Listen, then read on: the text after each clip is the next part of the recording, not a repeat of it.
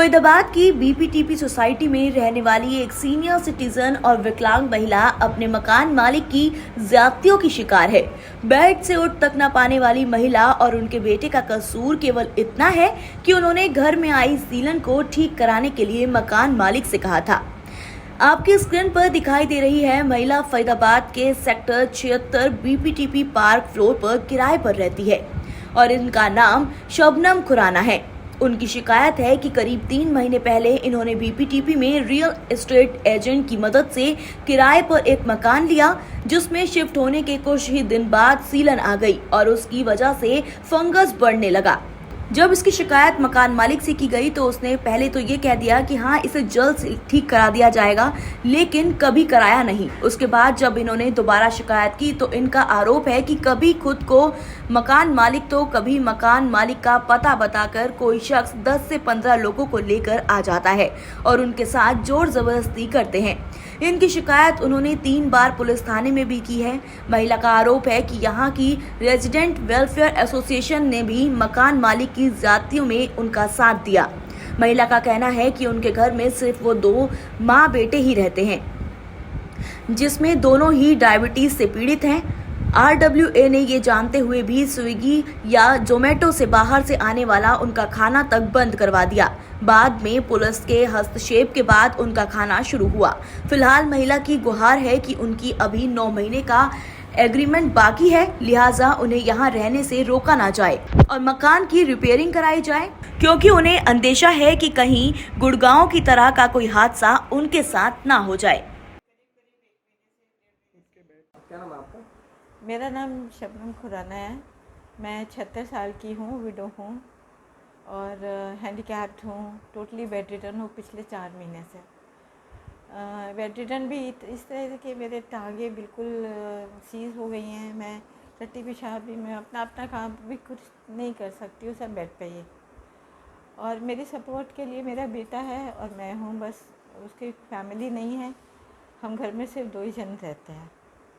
दिक्कत तो हम यहाँ पे 2-2.5 महीने हुए आए हुए, खाली ये फरीदाबाद इस बीपीटीपी कॉलोनी में सेक्टर 76 में है ये फ्लैट जो हमने लिया। लेकिन 2-2.5 महीने पहले लिया हमने और समझिए कि होली से कुछ दिन पहले इस घर में बहुत ज़्यादा सीलन आ गई है। सीलन आ गई तो उसमें इतना सीलन आ गई कि फंगस आ गया और कपड़ों में भी, अलमारियों में, सब में फंगस आने लगा। तो हमने जो यहाँ का जो प्रॉपर्टी डीलर के थ्रू हमने मकान लिया था, हमने उसको बुलाया, उसको रिक्वेस्ट करी कि आप प्लीज़ हमारे जो लैंडलॉर्ड है उसको कांटेक्ट करिए, आपके थ्रू हमने मकान लिया है, तो इसको ज़रा आप रिपेयर कराइए, जो भी कराइए, ये गिर भी सकता है या जो इसकी जो भी रिक्वायरमेंट है आप बेटर जज हैं, आप जो उसको ठीक करा के दीजिए हमको। तो पहले तो बोलता रहा कि ठीक है, मैं होली के बाद करा दूँ, मैं लैंडलॉर्ड से बात कर ली है, मैं लैंडलॉर्ड से फिक्स कर दूँगा, होली के बाद करा दूँ। होली के बाद सडनली वो आके बोला कि हम तो कुछ नहीं कराएंगे, आप खाली कर दीजिए। अब बताइए आपकी 2-2.5 महीने पहले हम इस मकान में आए हैं और मैं टोटली बेड रिटर्न हूँ, मैं उठ नहीं सकती, मेरा इलाज चल रहा है और मालिश चलती है, मालिश वाली आती है, वो तो उसके कारण मैं थोड़ा सा बैठ जाती हूँ। उठ के हम खाना तक बाहर से मंगाते हैं, हमारे पास कोई मददगार नहीं है, कहाँ से हम खाली कर सकते हैं। और अभी तो हमारे लीज बिको को भी 9 महीने बाकी है और हमारा कसूर क्या है?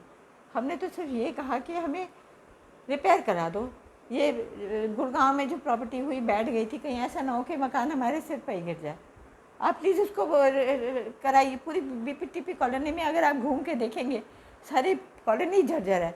टीवी में भी इनमें कई दफ़ा मैंने देखा, इनकी न्यूज़ में भी आया है कि कॉलोनी बहुत जर्जर है, इनका बीपीटीपी वालों के साथ कुछ चल रहा है वो। तो हमने अपने लैंडलॉर्ड से कह दिया, हमें बाहर का मतलब नहीं, आप प्लीज़ अंदर का तो करा दो, कि छत हमारे ऊपर गिर गई तो और परेशानी हो जाएगी। अब उसके बदले उसने पहले तो क्या किया, यहाँ के रेजिडेंट वेलफेयर एसोसिएशन को साथ में लेके यहाँ पे कुछ गुंडे को ले आया और मेरे बेटे को, उनको पता है कि मैं तो बेड से उठ नहीं सकती हूँ, तो उसको घसीट के बाहर ले जाके मारा पीटी करने की कोशिश करी। अब बहुत मुश्किल से मैंने इसको कहा कि बेटा मुझे छोड़ के मत जाना, क्योंकि मैं तो बिल्कुल आप पे डिपेंडेंट हूँ, आप बिल्कुल बाहर बाहर मत निकलना। किसी तरह दरवाज़ा हमने बंद किया और उनको भेज दिया, पुलिस को बुलाया।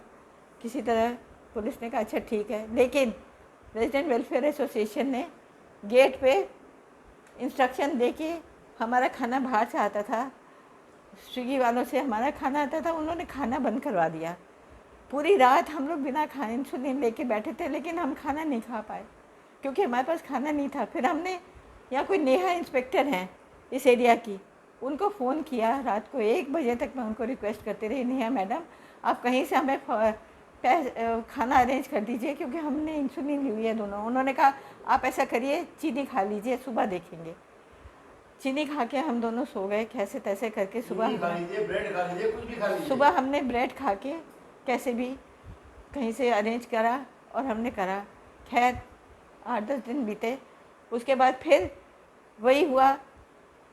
उन्होंने एक आदमी को भेज दिया जो कहता है अपने आप को लैंडलॉर्ड का फादर, उसने अपने आप को बताया। फिर वो 10-15 आदमियों को लेके आ गया और वही प्रोसेस उसने किया। दरवाज़ा बेल बजाते हैं तो उनको दरवाज़ा खोल दिया, अंदर घुस के मारा, खींचने की कोशिश करते हैं। उनका एक ही अटेम्प्ट रहता है कि मेरे बेटे को खींचे, उसको मारे, उसको मार पीट के किसी तरह जोर जबरदस्ती से मकान खाली कराए।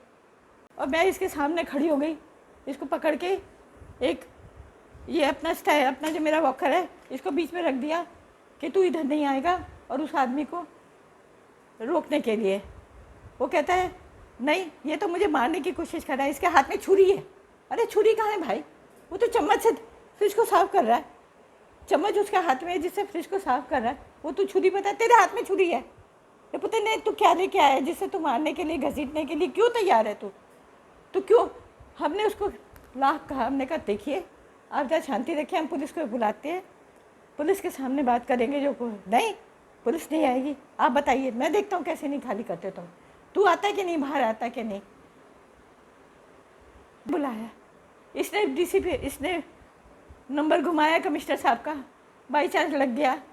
उन्होंने किसी एएसआई को भेजा, एएसआई साहब ने अंदर आके थोड़ा उन्होंने पूरी सिचुएशन को देखा, पूरा जायज़ा किया। उन्होंने देखा ये एक्चुअली फ्रिज खाली था, फिर साफ़ कर रहा था, काम वाली पोछा लगा रही है, मैं यह बेड पे बैठी हूँ। उनको पूरी सिचुएशन समझ आ गई, उनको हमने अंदर का भी सब समझा दिया, लेकिन वो सामने खड़ा था। अब उसने इस एएसआई साहब ने कुछ इससे कागज़ पे साइन कराया कि तुम हमें एक कंप्लेंट लिख के दे दो कि भैया ऐसे ऐसे उसने शायद इनको कहा कि छुरी, ये मारना चाह रहा है छुरी से। हमने कहा भैया ये देख लो, ये चम्मच इसके हाथ में जो था ये देख लीजिए आप, ये है। उन्होंने देख लिया, चम्मच भी देख लिया, उसकी फ़ोटो भी उसको भेज दी और उन्होंने इससे लिखवा ली। उन्होंने हमने ये एश्योरेंस तो दी कि हम इनसे बात करेंगे, ये आपको परेशान नहीं करेंगे। लेकिन पुलिस स्टेशन में जाने के बाद मैंने अब क्या है मुझे पता नहीं, ये तीसरी दफ़ा इसकी लाइफ पे अटेम्प्ट हो चुका है। आप मुझे ये बताइए कि अगर तीसरी दफ़ा इसकी लाइफ पे अटेम्प्ट हुआ है, कल को अगर ये मर गया या इसको चोट लग गई, बताइए मैं कहाँ जाऊँगी, मेरा देखेगा कौन? क्या सरकार मेरी जिम्मेवारी लेगी? क्या सरकार इसको अस्पताल में मदद देगी? क्या सरकार मेरे को कोई अटेंडेंट देगी जो मेरे को मेरे डेली कोर्स काम कराएगा? या मेरी बाकी ज़िंदगी कितनी है मुझे नहीं पता। आज तीसरी बार जो लैंडलॉर्ड के लोग आए हमें मारने के लिए, वो चाहते हैं इलीगली खाली कराना। क्यों रहने आए थे यहाँ पर? हम एग्रीमेंट हमारा साइन हुआ ये जनवरी के अंत में, और आज सिक्योरिटी दिया, सब कुछ दिया, 2 महीने तो इनके पास पड़ा होता है जी पैसा। और उसके बाद कोई जब हमने गलती कर दी इनको ये बताकर कि जी ये सिलन लगी हुई है, सिलन से फंगस हो गया और हमारा इतना नुकसान हो गया है, तो उसके बाद ये होली का पहले बहाना मारते गए। उसके बाद अब आपने देखा अपने आप, अब सिचुएशन बहुत ख़राब हो गई है और आपको मदद करनी चाहिए। अगर आप लोग मदद नहीं करेंगे तो हम लोग कहाँ जाएंगे जी? आपने देखा है हमारी मदर आज की डेट में, हम तो उठ के चल भी नहीं सकते और हमारा काम भी बिल्कुल यही है कि मदर की कभी टॉयलेट लेते हैं, कभी कुछ कर फंस गए हम लोग। तो पुलिस ने हमें बचाया किसी तरीके से, बट उन्होंने खाली यही, जब वो हमें मारने के लिए आए थे उसके बाद हमें पुलिस को मदद मांगनी पड़ी। और पुलिस ने पहले तो ये कहा, पहले दो बार में ये कहा कि आपकी मदद हम नहीं कर सकते, ये आपका क्रिमिनल केस नहीं है, ये सिविल केस है और सिविल केस में हम लोग नहीं एंटरटेन करते।